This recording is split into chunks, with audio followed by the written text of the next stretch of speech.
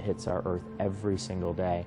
It's just an amazing amount of power, and this is one way to start harnessing some of that power and use it for transportation. I'm Mike Tinsky, and I'm the Director of Vehicle Electrification and Infrastructure at Ford Motor Company. Solar, which is, we call it PV or photovoltaic, has not only increased in its efficiency, but it's now gotten to a point where it's beginning to show economic viability that we can actually power our vehicles, our plug-in hybrids like the C-Max Energy, on solar. In this particular case, we've taken about 1.5 square meters of solar PV and put it on top of our C-Max Energy, and it's called the C-Max Solar Energy Concept.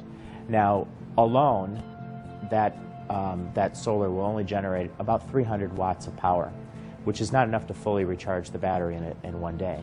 But if you take this vehicle and you couple it with what we call a solar concentrator, just basically being a lens that can magnify the solar energy, and what you end up with is a combination of vehicle plus infrastructure that can essentially recharge that C-Max Energy battery from 100% from solar energy. We're proposing a static canopy of nothing more than what we call Fresnel lens. It's acrylic, so it's a very low-cost canopy.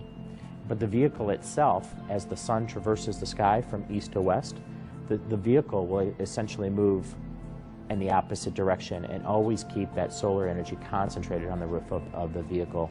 So still using the same amount of solar on top of the roof, but getting that magnification that comes from low-cost infrastructure, such as the concentrator that we've been looking at. It's an innovative way to find a low-cost, clean, renewable way of recharging the C-Max Energy.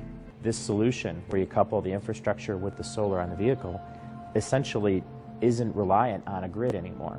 And so if you're in an area that doesn't have electricity either provided or a very unreliable source of electricity, this concept will still work.